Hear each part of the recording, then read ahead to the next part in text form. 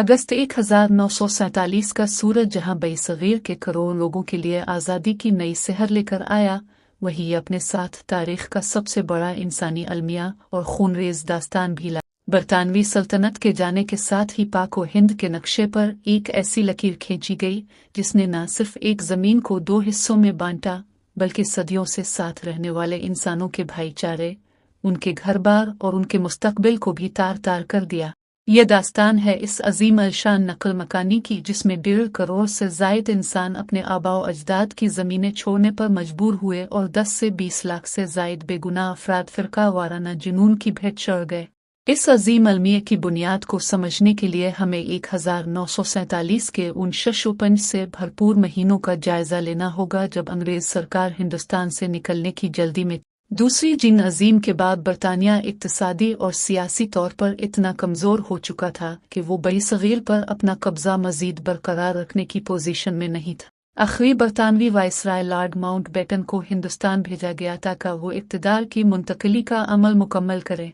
Mountbatten ने इक़्तिदार की मुंतकिली का इब्तिदाई मंसूबा, जो कि जून 1948 तक था, गैर मामूली और इंतहाई नाहलाना अंदाज में जल्दी करते हुए अगस्त 1947 तक महदूद कर दिया। यानी जिस वसी व अरीज बईसगीर को संभालने और समझने के लिए सालों दरकार थे, उसकी तकसीम का फैसला महज चंद महीनों के अंदर कर दिया गया।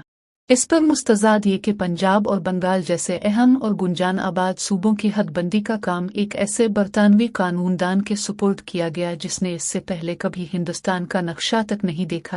इस शख्स का नाम सर सारो रेडक्लिफ था। रेडक्लिफ को हदबंदी कमीशन का सरबराह बनाकर दिल्ली के एक गर्म कमरे में बिठा दिया गया और उन्हें महज 40 दिन का वक्त दिया गया ताकि वो करोड़ों लोगों की तकदीर का फैसला करें।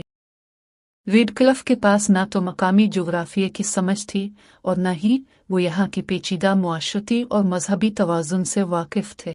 उन्होंने पुराने मरदुम शुमारी के आदाद व शुमार, खाम नक्शों और सियासी दबाव के तहत कलम चलाते हुए ऐसी सरहदें खींची जिन्होंने खेतों को घरों से, नहरों को ज़मीनों से और भाइयों को भाइयों से जुदा कर दिया। तकसीम के इस अमल का सबसे हौलनाक पहलू वाइसराय माउंटबेटन की वो पॉलिसी थी जिसके तहत हदबंदी की हतमी रिपोर्ट यानी रेडक्लिफ अवार्ड को 15 अगस्त 1947 तक पुरस्कार तौर पर छुपाया गया।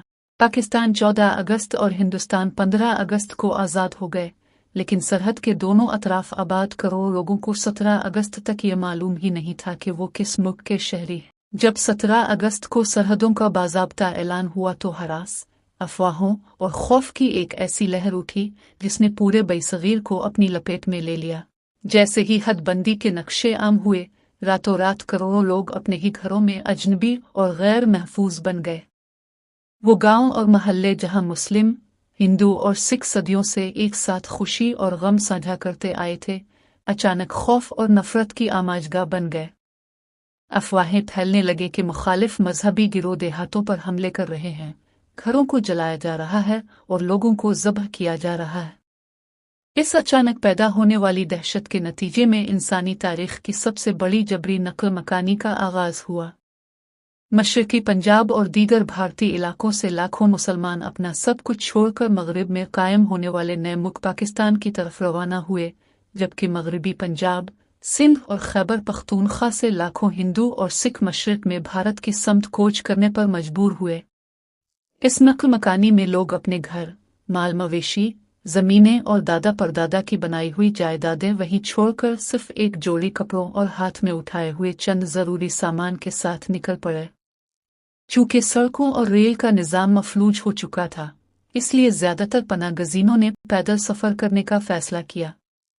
पंजाब की तपती हुई सड़कों और गर्द आलूद रास्तों पर पनागज़ीनों के इतने लंबे काफ़िले निकले जिनकी मिसाल दुनिया में नहीं मिलती।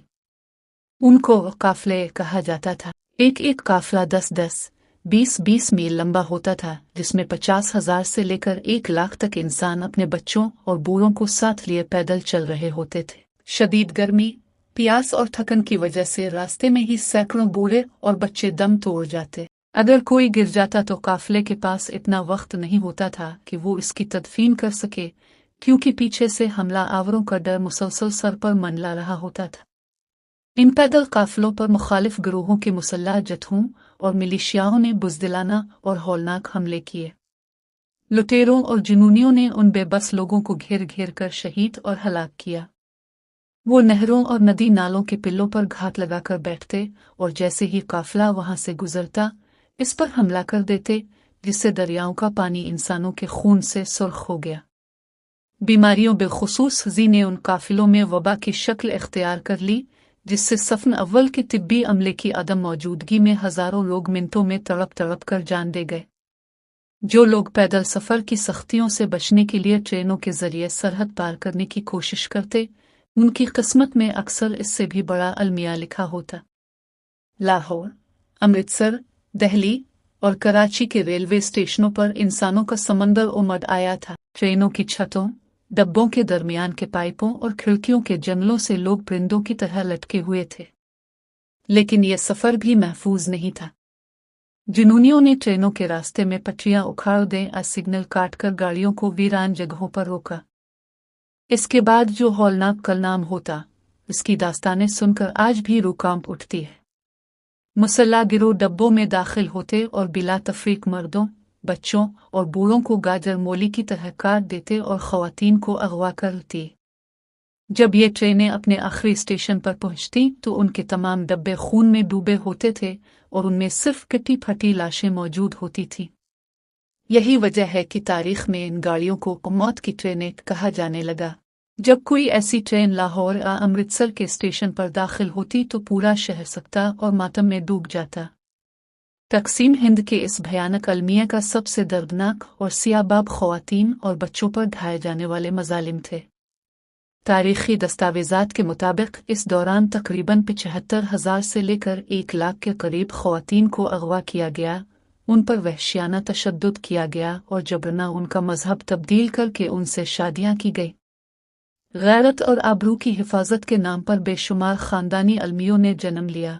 कई देहातों में जब मर्दों ने देखा कि जुनूनी उनकी बस्ती को घेर चुके हैं और उनके पास बचने का कोई रास्ता नहीं, तो उन्होंने खुद अपने हाथों से अपने घर की बेटियों, बहनों और बीवियों को जहर दिया, उनके गिले काटे और उन्हें कुनवों में छलांग लगाने पर मजबूर किया ताकि वो दुश्मन के हाथ न आए।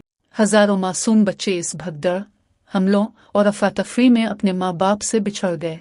इनमें से बेशुमार बच्चे बेनामो निशान हो गए और पनागुज़ीन कैंपों में अपने असल नाम और ख़ानदान की शनाख्त के बगैर पिलकर बड़े हुए। नस्ली और मजहबी जुनूनियत ने इंसान को इस हद तक अंधा कर दिया था कि सदियों की इंसानियत और अखलाकियात चंद दिनों में राख का ढेर बन गई। जब ये लाखों हरास बस्ता और ज़ख्मी पनागुज़ीन सरहद के दूसरी तरफ पहुंचे तो दोनों नई कायम शुदा हुकूमतों यानी पाकिस्तान और भारत के पास उनको संभालने के लिए ना तो वसाइल थे और न ही कोई पहले से तैयार शुदा निज़ाम। हिंदुस्तान में कुरोकशीतर और पाकिस्तान में लाहौर का वाल्टन कैंप दुनिया के सबसे बड़े पनागुज़ीन खैमागाहों में तब्दील हो गए। एक एक कैंप में 3-4 लाख लोग खुले आसमान के नीचे या मामूली खैमों में रहने पर मजबूर थे। खुराक की शदीद किल्लत थी, पीने का साफ पानी मुयस्सर नहीं था और बारिशों की वजह से हर तरफ कीचड़ और ताफुन फैला हुआ था। तिब्बी सहूलियात की अदम मौजूदगी में वबाओं ने हजारों मजीद लोगों की जानें ली। इसके बावजूद दोनों ममालिक के सरकारी मुलाजमीन, रज़ाकारों और मकामी शहरियों ने इंसानी हमदर्दी के तहत दिन रात एक करके इन मुहाजिरीन की देखभाल की, उनके लिए रोटी का बंदोबस्त किया, उनकी मरहम पट्टी की और उन्हें नई जिंदगी शुरू करने में मदद दी। तकसीम के नतीजे में जो आबादी का तबादला हुआ, उसने जनूब एशिया का जोग्राफियाई, समाजी और सकाफती नक्शा हमेशा के लिए बदल कर रख दिया। लाहौर, जो कभी हिंदुओं, सिखों और मुसलमानों के मुश्तरका कल्चर का मरकज़ था, एक यकरंगी मुस्लिम शहर बन गया।